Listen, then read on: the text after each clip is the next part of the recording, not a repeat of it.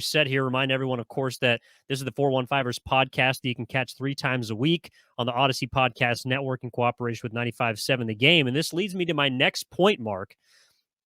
Well, next question, I should say. Going off of all that, that's exactly why I feel like this season is now more of a must-win than it was before Trey Lance got hurt. Because we've discussed how there's a lot, obviously, riding on the relationship between Shanahan and Lance and everything that went behind that. But now, if you're Kyle Shanahan and you do not make the playoffs this year, not only is that seat warm, it might be boiling. I mean, people are going to be very angry if the 49ers somehow do not make the playoffs this year. I would certainly be one of them. And now you don't even have the excuse of trying to develop your next quarterback. You're going back. You're basically running it back from last season. People are expecting you to be in contention for where you were last year, which is a 10-point lead away from going to the Super Bowl. Now people expect the 49ers to win, and I would argue more so than they did before the start of the season when Trey Lance was QB1. I think you're probably right that expectations are up, at least realistic expectations. I think there's a large portion of the fan base that, just so excited by the potential of what Trey Lance, a young quarterback, could do that they think, well, this guy, he's got to be better than Jimmy Garoppolo, so it's Super Bowl or bust. But I think realistically, based on what we know for certain, I would agree. But what's really interesting to me is while if the 49ers struggle and they miss the playoffs, as you laid out, obviously that's bad for Kyle Shanahan. He has to, deal with the negatives that come with that if you don't make the playoffs. But what's really interesting is the fact that this season, the way everything has happened, the crazy summer that Jimmy Garoppolo had, the fact that he returned after shoulder surgery and no other team wanted him, the fact that Kyle Shanahan, from the moment that the final whistle blew in the NFC Championship game lost to the Rams, has said Trey Lance is our starting quarterback.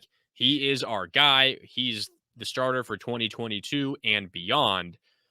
Nothing has gone to plan for Kyle Shanahan after that NFC Championship game loss. Absolutely nothing. He expected Jimmy Garoppolo to be traded. It did not happen. He expected Trey Lance to be ready to play. Based on his play calling, it seemed like that did not happen. He lucked out that Jimmy Garoppolo is still on the roster. You have to credit him for at least being open enough to change his mind, go back on what he previously thought, and keep him on. But don't get it twisted. The only reason that Jimmy Garoppolo is on this roster is because no one else wanted him before they saw what his shoulder looked like post-surgery. And then they were so convinced that the Niners were going to cut him that they did not give the Niners any actual real trade because they were convinced that they could get him for free once the Niners cut him. Credit Shanahan for calling their bluff and saying, you know what, I'm going to keep him. Like, you snooze, you lose. He's ours anyway. But my point is, taking a while to get to it, my point is, this season has not gone to plan. It was never in Kyle Shanahan's plan to have Jimmy Garoppolo start games for the 49ers this year. So for every game that Jimmy Garoppolo wins as the Niners starting quarterback, it is hard to credit Kyle Shanahan because this is not his plan. See, but and I don't think necessarily you're wrong, but I can also see the logic of, well, Kyle's just turned this hand into an advantageous one. I mean, and this is why I personally think Jimmy's on the roster. The injury has everything to do with it. Teams not being able to watch him throw, not knowing what he's going to be, not being willing to make the gamble for a guy that costs umpteen $1 million, and you know exactly what you're getting before he had shoulder surgery. But I honestly believe that Shanahan and Lynch and the 49ers see Jimmy Garoppolo as very valuable to them. Valuable in the way that he could step in as a starter immediately and take you on to victory, have the offense not skip a beat like he did on Sunday against the Seattle Seahawks. And so to them, that's worth a first or a second round pick because he has value to the 49ers in a way that he does not have value to any other team in the league. And so if you're getting calls and you're getting trade offers that involve sixth round pick, seventh round pick, draft swaps, compensation, you're like, no, I'm not listening to those because he is worth a second round pick to me. He is worth, a first, second, third, whatever you want to call it. He is worth a higher value to the 49ers than he is to any other team. And so I can honestly make, you can make the argument that Kyle's just saying, okay, well, I know what I think he's worth. You got to meet that. If not, we're just going to run this thing back and try and figure it out. And so far, like if this does work and the Niners get to where they did last year in the conference championship, I think there's going to be a lot of people that will give Kyle Shanahan credit. And there are currently people that are giving him credit now in NFL circles. Maybe not fans, maybe not some critics, maybe not some players, but there are people that are absolutely saying that the 49ers had the quote unquote foresight to bring Jimmy Garoppolo back in case a situation like this happened. I can understand that, and it makes sense. Like Kyle Shanahan was given. I wouldn't say it was a bad hand. I mean, I think he was given a good hand. No one wanted a quarterback who he has won with and done a lot with. Clearly, he didn't think Jimmy Garoppolo was good enough to win it all with. Otherwise, he wouldn't have done what he did. And maybe the reason why he thinks that has nothing to do with the football player he is and solely has to do with his injury history. That's possible. Regardless of what it is specifically, though, Kyle Shanahan, based on his actions, is telling you, I don't think I can win with Jimmy Garoppolo as my starting quarterback. But still, he realizes that Jimmy Garoppolo has value. And when I think he knows that there's value. Shanahan, there's value in knowing that I can get to the playoffs. Yes, true. True, but what I'm trying to say is I don't like the people saying, I'm not saying you're saying this, but I've seen this out there. The people saying that, well, Shanahan was dealt a bad hand with this Garoppolo situation and he made the most of it. I don't think that's true at all because he's the one that started this whole situation. And I agreed with him. I don't think Jimmy Garoppolo is good enough to be relied upon, you know, strong enough arm, can stretch the field enough, isn't very mobile, and then his injury history, you should trade up, get a quarterback. Maybe the problem is they chose the wrong quarterback. Who knows? But the point is, Kyle Shanahan made that decision, wanted to get rid of Jimmy Garoppolo for 2 second-round picks, is what the rumor was originally, and go into the season with Trey Lance. No one else wanted to meet, as you mentioned, the Niners' asking price for Jimmy Garoppolo. So what did Kyle Shanahan do? He said, well, all right, no one wants to trade for him.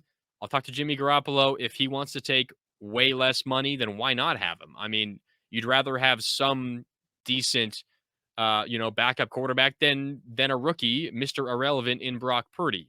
I think that's a great hand to have. No one wanted a quarterback who you've had a lot of success with and who I will credit him, at least had the ability to recognize would be better to have him on your roster than not if money were not an issue. I credit him for that. But the idea that this was some bad hand that he turned into something fantastic, uh, I think is wrong because Kyle Shanahan was dealt a pretty good hand in this situation. The fact that no one else wanted a quarterback that he had success with, him saying, yeah, why not keep him around? I don't think that's some miraculous play by him. It's just logical. So then, do you think the 49ers this Sunday against the Broncos, we're going to dive deeper in this into our next episode dropping on Friday on the Odyssey Podcast Network, but do you think then this 49ers team is going to look pretty much exactly as it did last season when, granted, they kind of snuck into the playoffs, but they almost ran the table and got to the Super Bowl? I mean, do you expect things to look exactly the way they did last year? I think the defense is better. I think the offense, for the most part, will look pretty much the same. The offensive line, obviously, question coming into the season. I thought they looked really good against the Seahawks. Now that isn't the most intimidating defensive front, and the team hasn't faced, the largest competition so far this year in the Bears and the Seahawks, but I can't see any reason why the team wouldn't look similar to last year. And you're right, they did struggle for long stretches. There were rumors, hey, Jimmy Garoppolo's got to be benched, turn it over to Trey Lance, the rookie who we know nothing about at this point. But still, they were one dropped interception away from the Super Bowl. So, to answer your question, yes, I think they should look largely pretty similar. Of course, a lot of that depends on health and George Kittle getting back, and who knows what the run game is going to look like. I'm not too worried about that because Shanahan has proven time and time again that he'll make the run game work. Doesn't matter who's carrying the ball. But yes, I think the team should look relatively similar to last year, which is going to be frustrating at times because it was frustrating at times last year, but it was also relatively successful because, again, they were almost made the Super Bowl. Yeah, I don't know. Maybe just as a risk averse individual, I feel like there's value in the comfort of knowing as opposed to, all right, well, I don't really have, anything I can go off of, but all I know is that, Jimmy's here and Trey could be way up here or he could be down beneath the dirt. But we're just going to go to that and we're going to roll with it. And it's going to be great or it's going to be terrible, but it's not going to be, mediocre or above average or whatever, people want to say about Jimmy Garoppolo. But like, I mean, that's interesting because you could be way up here, you could be way down here with Trey Lance or any young quarterback versus somewhere in the middle for Jimmy Garoppolo. I mean, but also being in the middle is a top 4 team. Like you were in the conference championship last year, you were in the Final Four. So but if you that were is also the middle, you were also a 17-point comeback away from not even making the playoffs. Yeah, no, I just beat myself up on that one. I mean, I don't know. It's interesting because on one hand, I feel like you can make the case that Jimmy Garoppolo. I mean, you made this case earlier in the pod, Evan. Oh, did I? Jimmy Garoppolo isn't a good enough quarterback to win a Super Bowl. So if you truly believe that, which is what I think Shanahan believes, why not take a risk for something that could end up being worse, but could also end up getting you a Super Bowl? I mean, I guess the argument ultimately rests on how much you value a playoff appearance, maybe one playoff win. Like, is getting one playoff win worth the risk of potentially not making the playoffs, maybe winning 6 games one year? I don't know what the answer is to that, but I think that's ultimately where the debate is. Well, that's the question I think we're going to start with on our next episode, Mark, because we've almost taken this thing 12 rounds here on the 415ers podcast. Evan Giddings, Marc Grandy. That's where I want to pick up next time when we come back. Again, we'll be dropping episodes Monday, Wednesdays, and Fridays on the Odyssey Podcast Network in cooperation with 95.7 The Game. Obviously, a lot to talk about next time as far as looking to the Sunday night football game with the Denver Broncos. There's going to be some injury updates, of course, throughout this week. George Kittle potentially with a chance to play for the first time this season. Obviously, they won't have their QB1, but they will have a QB1-esque quarterback under center in Jimmy Garoppolo. So a lot to talk about as we move ahead. Mark, I appreciate you sitting down with me as always. I look forward to next time. Yep, same to you, Evan. Let's go. All right, we'll be talking to you next time. This has been the 415ers podcast on the Odyssey Podcast Network.